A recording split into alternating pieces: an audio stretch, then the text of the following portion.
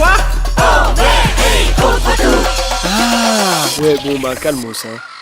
Visionnaires du troisième millénaire, bonjour! Sortir du nucléaire, c'est une volonté que beaucoup partagent, mais il faut être réaliste. À l'heure actuelle, avec notre frénésie de consommation et cette idée que bientôt même une baguette de pain devra pouvoir se connecter au Wi-Fi, les énergies renouvelables ne font pas le poids face à l'atome. Alors on est bien clair, c'est pas qu'elles n'en sont pas capables, mais parce qu'on ne leur en donne pas la possibilité. À chaque fois qu'on veut planter une éolienne sur une crête, on se retrouve avec un ouragan d'opposition, et le solaire, pour un particulier, ça reste quand même toujours un peu cher.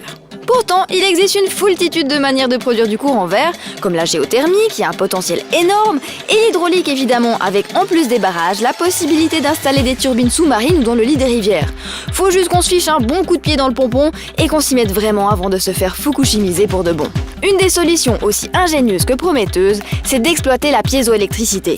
La piézoélectricité, c'est la faculté que possèdent certains corps de se polariser électriquement sous l'action d'une contrainte mécanique. Alors c'est un peu compliqué dit comme ça, mais vous connaissez tous ce principe. C'est par exemple quand on presse sur le bouton de la cuisinière à gaz et que la pression se transforme en tension électrique qui donne cette petite étincelle. Ce qui est génial, c'est qu'on est capable de faire bien plus que d'allumer une cuisinière avec la piézoélectricité.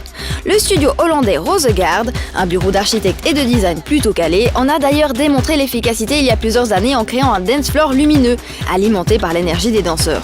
En tapant de la semelle, les clubbers exercent une pression sur les cellules piézoélectriques qui se transforment en électricité et allument les ampoules contenues dans le sol. Depuis, le studio Rosegaard a décliné le principe et par exemple, il existe aujourd'hui des pistes cyclables bordées de lampadaires qui s'illuminent grâce au passage des vélos.